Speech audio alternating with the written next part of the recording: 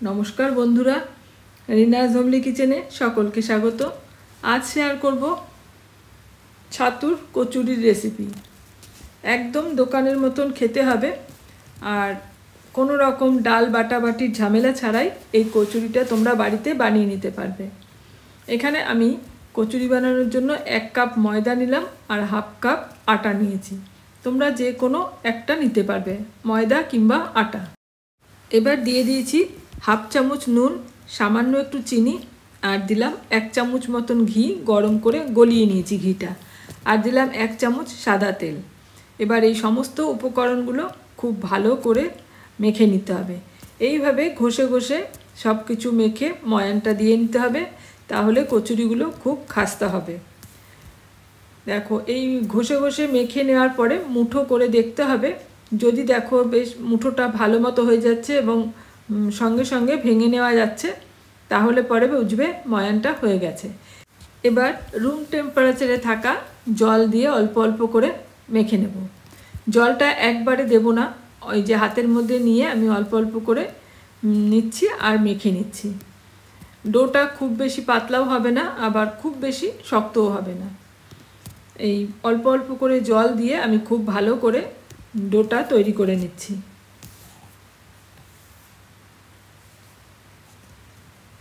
মাখা হয়ে গেলে এটাকে একটু ঠেসে ঠেসে এইভাবে মেখে নিতে হবে। ডোটা আমার তৈরি হয়ে গেছে। এটার মধ্যে আমি একটু সাদা তেল হাতে করে নিয়ে মাখিয়ে দিচ্ছি, তাহলে পরে ডোটা শক্ত হবে না, নরম থাকবে। এবার একটা ঢাকনা দিয়ে ঢেকে রেখে দিচ্ছি। এদিকে আমি পুর বানানোর জন্য হাফ কাপ ছাতু নিয়ে নিলাম। এটা ছোলার ছাতু।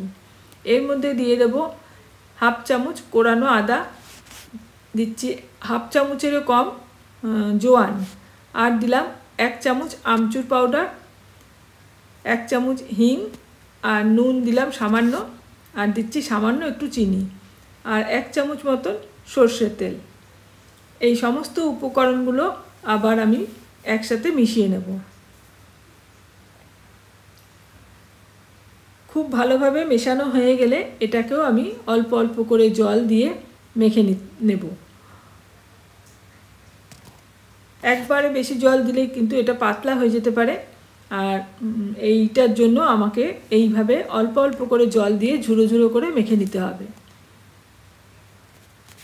আর এটা হাত দিয়েই মাখতে হবে, চামচ দিয়ে মাখলে ঠিক মতন মেশানো যাবে না।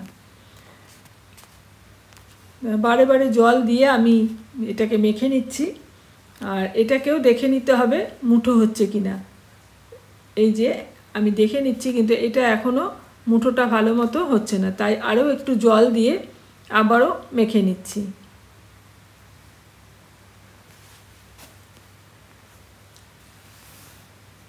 এখন এইটা আমি দেখে নিয়েছি ভালো মতন মুঠো হচ্ছে। এখন এখান থেকে ছোট ছোট করে এই বলের মতন আমি তৈরি করে নেব।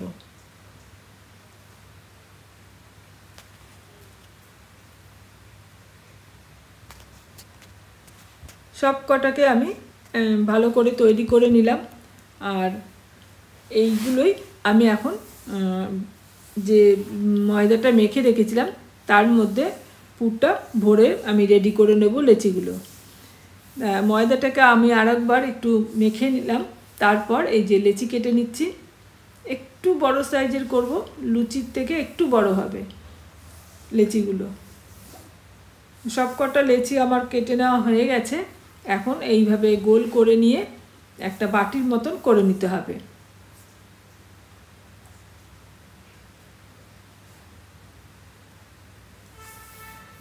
তোমরা এই ডাল বাটাবাটির কোনো রকম ঝামেলা ছাড়া ছাতু দিয়ে এইভাবে পুর বানিয়ে এই কচুরিটা বানিয়ে দেখতে পারো। আশা করছি খুব ভালো লাগবে।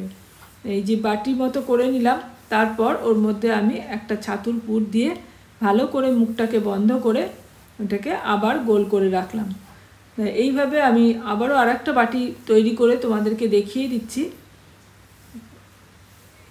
এই যে মুখটা কিন্তু খুব ভালো করে বন্ধ করতে হবে, নয়তো যখন আমি কচুরিটা বেলবো তখন কিন্তু পুরটা বেরিয়ে যেতে পারে।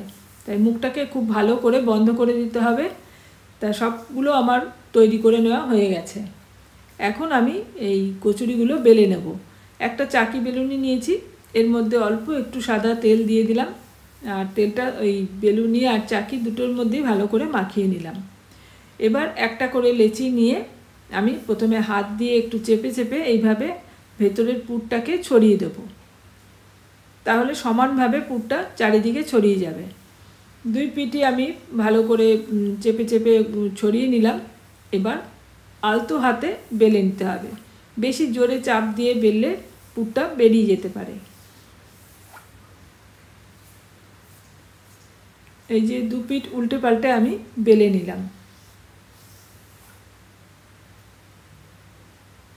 আর একটাও আমি বেলে নিচ্ছি। দেখো, প্রথমে হাত দিয়ে এইভাবে চেপে চেপে পুরটাকে ছড়িয়ে নিতে হবে, তাহলে ভেতরের যে ছাতুর পুরটা এটা চারিদিকে সমানভাবে ছড়িয়ে যাবে। এবার আবারও বেলে নিতে হবে। এইভাবে আমি সবকটা লেচি বেলে নিচ্ছি। ওদিকে আমি তেল গরম করতে দিচ্ছি, আর অবশ্যই সাদা তেলেই এই কচুরিগুলো ভাজতে হবে। একটা কড়াইতে আমি বেশ অনেকটা পরিমাণে তেল দিয়ে দিলাম। তেলটা খুব ভালো মতো গরম করে নিয়েছি। এখন একটা একটা করে এই কচুরিগুলো দিয়ে এইভাবে একটু একটা ধার একটু চেপে ধরতে হবে, তাহলে আস্তে আস্তে ফুলতে শুরু করবে। তারপর দুই পিঠ উল্টে পাল্টে আমি ভেজে নিচ্ছি। এই যে একটা কচুরি আমার ভেজে নেওয়া হয়ে গেছে, আর কচুরিটা খুব সুন্দর ফুলেছে। আর একটা আমি ভেজে দেখিয়ে দিচ্ছি তোমাদের। দেখো, এই যে একটা পাশে একটু চেপে ধরলে পরেই কচুরিটা ফুলতে শুরু করবে। তারপর উল্টে দিয়ে ওই অপর পিঠটাকেও ভালো করে ভেজে নিতে হবে।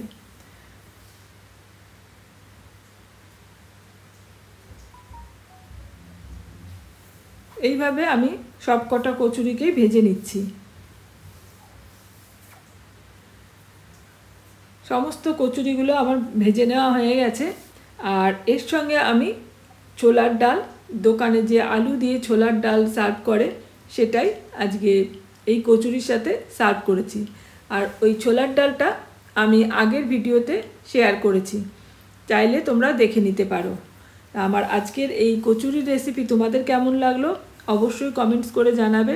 ভালো লাগলে লাইক আর শেয়ার করে দেবে।